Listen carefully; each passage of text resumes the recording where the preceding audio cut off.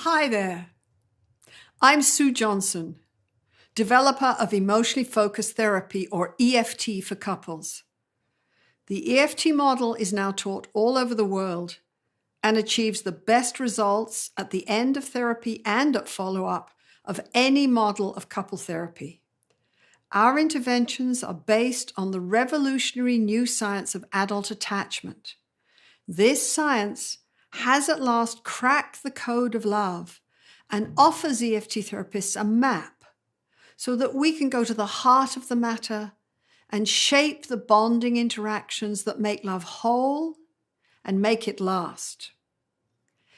But shaping new interactions between distressed partners often feels like trying to play a violin in the middle of a war zone. This is one of the tasks that makes couple therapy feel like a real challenge. If you're going to set up new conversations that can gradually redefine a distressed relationship, you have to know what to do when these conversations start to go wrong. So I'm going to tell you about two simple techniques that EFT therapists use to make sure that shaping positive, more connected conversations goes smoothly. And they are called Slice It Thinner and Catch the Bullet. In EFT, we help people access new, softer emotions and then distill a clear emotional message to send to their partner.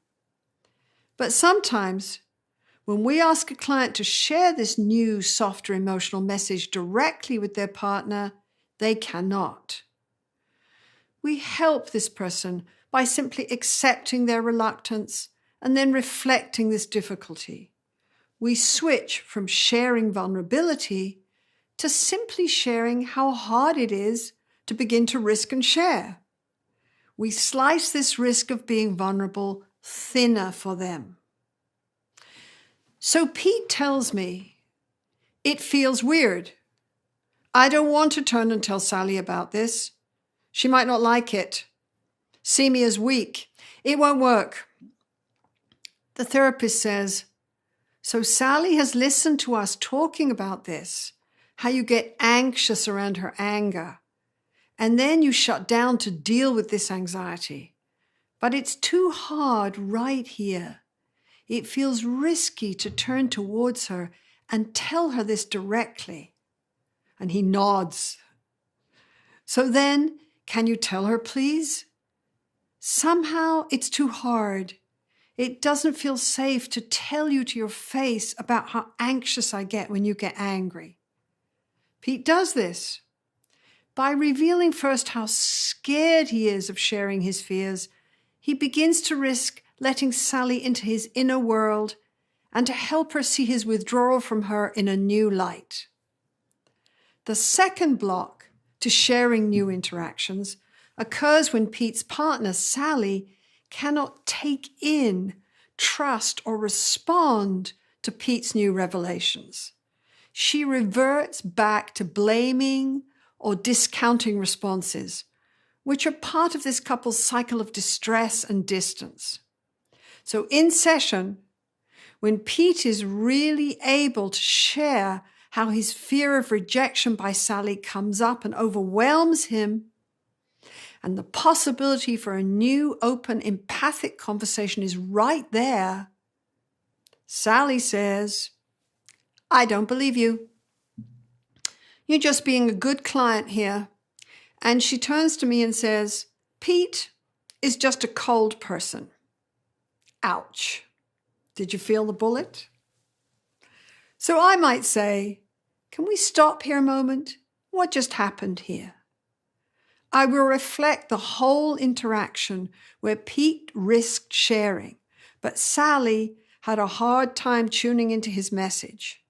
I will repeat Pete's message at least 4 times to make it explicit and help Sally begin to hear it through the buzz of her own anger and hurt.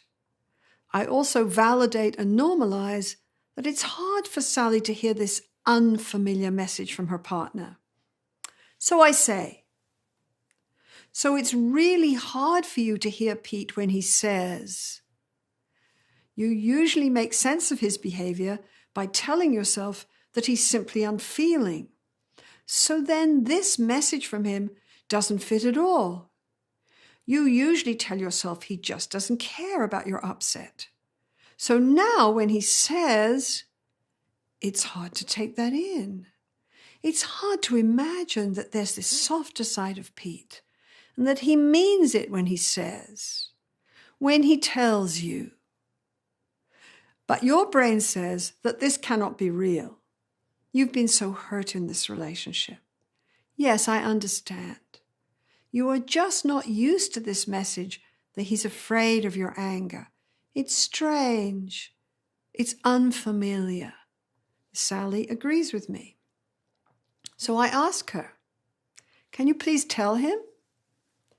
It's hard to really hear you when you say this to me because the therapist has protected Pete from being discounted when he risks opening up and encouraged Sally to begin to struggle with her ability to see Pete's vulnerability and respond to it.